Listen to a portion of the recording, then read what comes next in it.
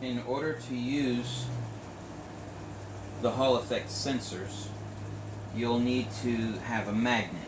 I've already glued a magnet onto this little model elevator, but the magnet is what activates. So as it passes in front of the sensor, it'll activate the switch, basically.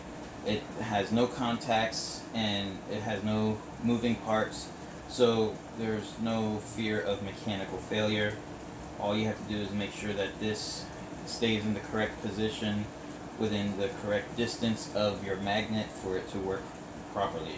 If your elevator is on a stable hoist or stable track, then you shouldn't have a problem with this. In fact, I would even recommend that you mount this right next to the track, if not on the track, as long as you can get the magnet to consistently be in the same location in front of it.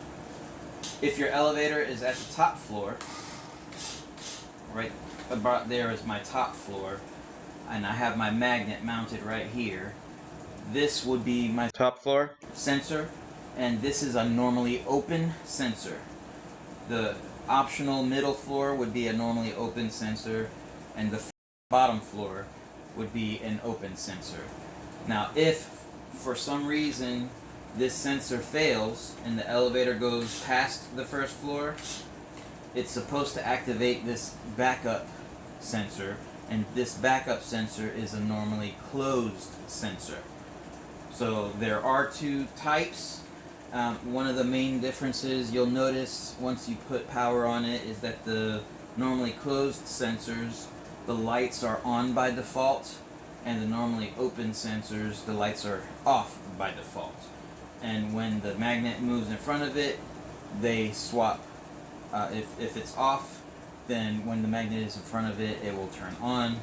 And if it's on and the magnet is moved in front of it, it'll turn off. So that's the only differences between those, other than the type of connection that they're implementing. So the next step will be to take all these wires from each of your sensors and run them into your control box. If you have your control box mounted, obviously these wires you'll have to put in these holes. If necessary, you can make them larger to accommodate what you're using. But for this demo, I'm not going to install it inside of the box. I'm going to put it up on this panel so that you'll be able to see what's going on.